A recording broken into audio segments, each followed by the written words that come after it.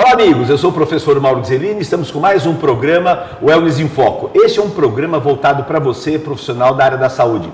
Profissionais de educação física, médicos, nutricionistas, psicólogos, fisioterapeutas e para todos os interessados em saber um pouquinho mais sobre a importância do exercício físico na promoção da saúde e bem-estar. E obviamente no nosso programa nós temos também o lado voltado para a estética e para a performance. E para o programa de hoje eu tenho um convidado especial, um querido amigo meu, trabalhamos juntos lá na Faculdade de Educação Física da FMU, o Dr. Júlio.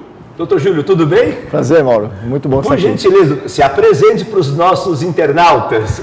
Bom, você já falou um pouquinho, eu sou professor, trabalho na FMU, dou aula de Educação Física contigo já há alguns anos. Trabalho no Corinthians, sou médico do departamento de futebol também, e a gente atua na área esportiva de uma forma geral, embora eu faça medicina. Bom, o doutor Júlio é médico especializado em medicina esportiva e pediatra. Fiz pediatria no começo de e um detalhe interessante, jogador de basquete. Joguei um pouquinho também no Corinthians. Jogamos basquete. Bem, o nosso programa de hoje é para um assunto que diz as boas línguas, né, doutor Júlio, que é mania nacional. Futebol. E o doutor Júlio é um médico especializado. Doutor Júlio, o nosso programa hoje, conforme o nosso bate-bola inicial, você está há quantos anos no futebol? Eu trabalho no futebol já há 19 anos, vou completar meu 20º ano no futebol, trabalhei nas categorias de base do Corinthians durante muito tempo, 8 anos, coordenei o departamento de base junto com o professor Dr. Joaquim Grava, que era o nosso chefe maior. Depois nós saímos, tivemos um período de saída do clube, eu fiquei na Portuguesa há mais 4 anos, no departamento de futebol profissional da Portuguesa, e já estou há 8 de volta no Corinthians, aí no departamento de futebol profissional. Que fantástico. Bem, eu trouxe um médico do Corinthians, né? Eu sou São Paulo e não vou falar o time dele não, porque... Podemos falar, né? Não, deixa quieto.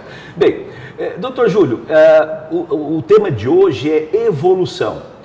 Todo mundo sabe, viu e sentimos na pele, né, famosa goleada com os alemães. O Brasil, durante muito tempo, ditou as normas do futebol. Doutor Júlio, na sua visão como médico, o que mudou nesses últimos anos, dos últimos 10 anos, no futebol e na sua visão médica? Na visão médica, Mauro, eu acho que a gente evoluiu bastante. A gente passou de uma fase em que a gente não tinha nem alguns exames mais apurados para detectar a saúde do atleta, e a gente já faz hoje, né, com uma frequência periódica. Tem aquele caso célebre da morte do jogador de São Caetano, Serginho, em 2004, que mudou alguns paradigmas do tratamento médico para jogador de futebol. A obrigatoriedade, por exemplo, de você ter que fazer exames cardiológicos anuais, periódicos, para os atletas que você já tem no clube, para aqueles atletas que estão chegando, foi fundamental a nível de prevenção de doenças cardiovasculares que a gente encontra demais, né? E a gente, às vezes, não sabe que o atleta tem. Agora, doutor Júlio, no caso de um atleta, um teste de esforço que ele é submetido para ver uma resposta cardiológica atípica é o suficiente? Ou no caso do jogador, existe um teste mais sofisticado, um exame cardiológico, uma ressonância, cintilografia, enfim, qual exame é feito? O parâmetro básico, Mauro, é a gente fazer um teste de esforço, se possível com um teste ergospirométrico, para também ver a capacidade cardiopulmonar do atleta, embora isso os preparadores físicos já dos grandes centros já fazem isso frequentemente, mas o teste ergométrico ele é fundamental para você ver qualquer tipo de processo isquêmico, alguma arritmia, associado principalmente a um ecodoppler, que são as duas recomendações básicas que a gente tem, né, das sociedades brasileiras de medicina esportiva, que obrigam a gente a ter esses 2 exames. Com esses 2 exames na mão, a gente consegue ter um delineamento se há necessidade de fazer algum outro exame, como você citou, eventualmente uma ressonância magnética, uma tomografia, mas com esses 2 exames normais, a gente já tem pelo menos o índice de aptidão naquele momento de que o atleta não vai ter nenhum problema cardiológico. Já é um exame diagnóstico de uma eventual patologia pré-existente. Exato. Aí a situação já vai para um outro viés. Aí a investigação tem que ser muito mais aprofundada porque o risco é de morte, né? A gente sabe que tem vários casos de jogadores e atletas que morrem no campo de futebol e a gente pode evitar isso com esses exames que eu te falei. Conversando com o Dr. Nabil, um amigo nosso em comum, né, eu me lembro que ele comentou que a morte súbita em atletas tem muito a ver com componente congênito, né? Ele tem uma má formação congênita. E o a principal causa. Não dá para... Nem sempre. A principal causa ainda são as anomalias, as miocardiopatias. Essas alterações que o miocárdio apresenta, que às vezes não são perceptíveis inicialmente, que a gente vai detectar com os exames periódicos.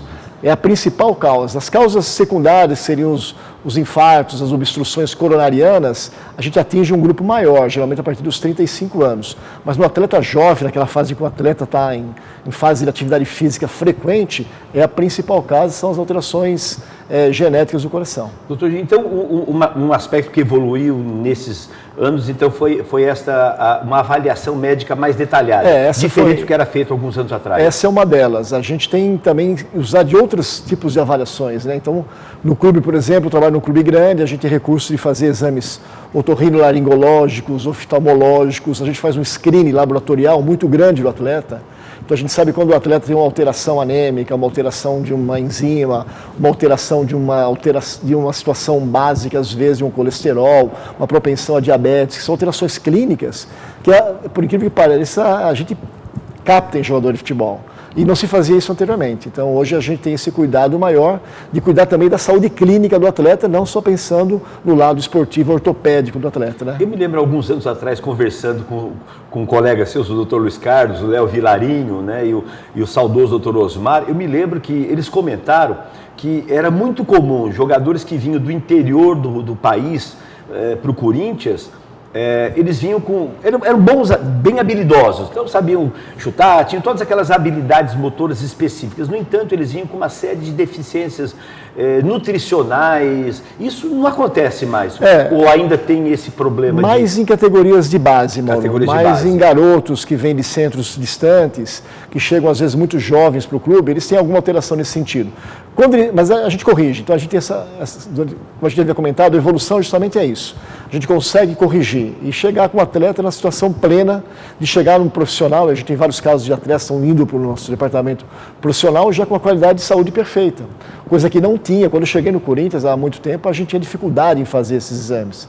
A gente foi aprimorando a necessidade desse tipo de avaliação e hoje a gente já sabe que os departamentos de base dos grandes clubes trabalham com essa preocupação, que facilita muito a formação do atleta, sem dúvida alguma, né? Então, sob o ponto de vista médico, clínico, hoje, então, o atleta é visto de uma forma muito ampla. Os exames, a análise. Agora, uma pergunta assim, de ordem operacional. Eu me lembro, alguns anos atrás, né, nos anos 70, eu trabalhei num clube em São Paulo como técnico de basquetebol e tinha um massagista, né? E ele era massagista de um clube verde e branco, tinha sido, né? Ele contava que na época, eu acho que isso já deixou de existir, né? O jogador chegava para o massagista assim, olha, diz lá que eu não estou legal, porque eu tenho que ir até Presidente Prudente, eu não estou afim. O futebol não comporta mais isso. Hoje vocês conseguem identificar se o atleta está querendo dizer assim, não estou legal. Você consegue... Eu me lembro que você comentou a respeito do ultrassom hoje. Isso, é perfeito, bem lembrado, porque hoje você tem os exames de imagem, que é uma coisa nova no futebol também. Nova, utiliza entre 20 a 30 anos, você consegue ter exames de imagem. Nós, no Corinthians, temos um médico especialista em imagem. Então ele vai rotineiramente no clube, né? Nós temos um ultrassom de altíssima qualidade, que avalia qualquer tipo de lesão muscular. Então, coisa que não se tinha 20 anos atrás, como a gente havia comentado. Então, é difícil isso acontecer também. Então, a gente consegue monitorar o atleta de forma ampla. Sim. Claro que respeitando a individualidade do atleta, às vezes o atleta não tem condição de jogar mesmo não tendo uma lesão anatômica, né? Então, a vivência do médico de esporte no clube faz com que você conheça o atleta, que você tenha condição de saber quando o atleta está no seu limite e não está te enganando ou não, né? Eu estou com dor aqui. Vamos lá. Traz o ultrassom, vamos ver se essa dor... Vamos ver se essa dor... Se ela é real ou não, né? Eu me lembro, o nome dele era um português, ele tinha começado a fazer medicina em Portugal e por conta lá do regime ditatorial, ele fugiu para o Brasil no terceiro ano de medicina e ele veio ser massagista. E eu me lembro que ele contava um caso interessante. Chegou assim, Alberto... Cara, ruim do joelho, hein? O jogo hoje é no Pacaembu e vai ter... Eu preciso... Aí tinha aquelas injeções milagrosas. As infiltrações que a gente não faz mais, né? Acabou. Não, infiltração, a gente faz uma infiltração que a gente chama de infiltração terapêutica. Não infiltração para colocar o indivíduo para jogar. Sei. Você vai infiltrar o atleta para ele jogar porque você precisa. Não. A gente tem que respeitar. Isso é uma evolução também do comprometimento do departamento de futebol, da parte técnica, da parte física, da parte médica. Entender que o atleta tem longevidade, tem saúde, que a gente quer o atleta bem profissionalmente, não colocar para jogar numa partida, isso não se faz mais. Infiltrações você usa no momento que funciona, por exemplo, como um associado ao seu tratamento. Ao tratamento, é o procedimento.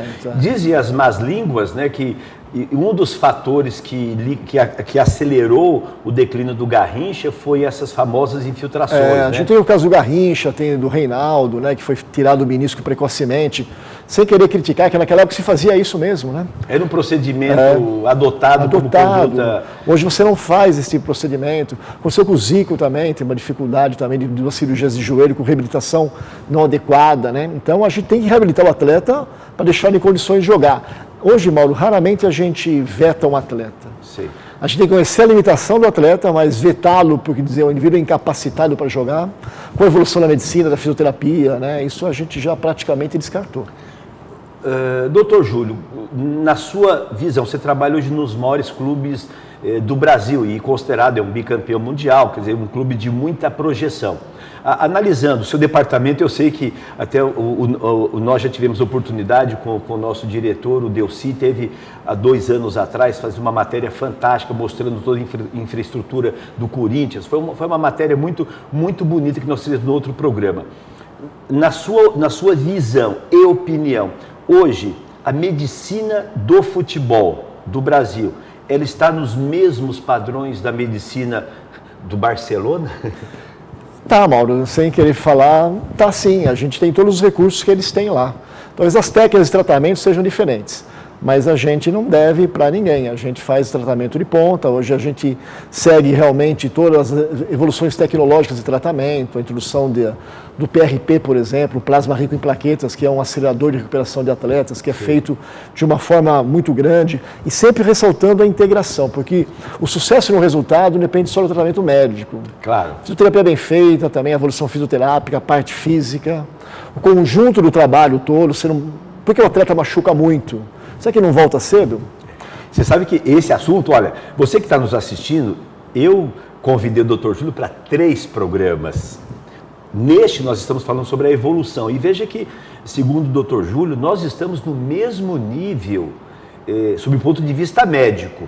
Aí nós vamos trazer, no futuro, que alguém da área, o Dr. Júlio até sugeriu, né? Alguém na área de preparação física e alguém na área técnica, para nós discutirmos no nosso programa outros aspectos relacionados ao futebol. Mas no nosso próximo programa, já vou fazer a chamada aqui, nós vamos falar sobre a questão de lesões e como minimizar. Isso é um assunto para o nosso próximo programa. Então, Dr. Júlio, diretor, Delcy, estamos no nosso tempo.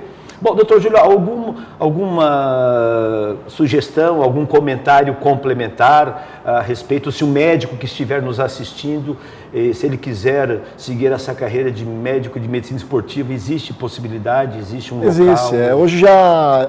A evolução da medicina esportiva também foi muito grande. Hoje existem residências de medicina esportiva. Olha só! A Escola Paulista tem, a USP tem residências mesmo, que os médicos se formam e vão fazer especialização em medicina esportiva durante 3 anos. Inclusive, eventualmente, eles passam nos departamentos médicos de futebol.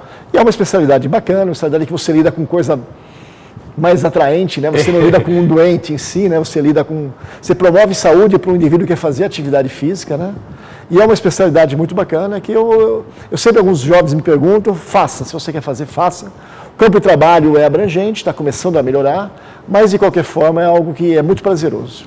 Veja, nós temos um médico especializado em medicina esportiva, hoje você também tem no voleibol, no basquete, no atletismo, e também tem aí as clínicas de medicina esportiva, né, atendendo aquelas pessoas, atletas e os não atletas que pretendem, né, fazer uma corrida de final de semana ou participar de eventos esportivos. Isso, então, só frisar que a gente está falando de atleta de alto nível. Claro, né? Isso é muito interessante. Você tem uma abrangência de indivíduos fazendo atividade física, como você falou bem, né, Mauro?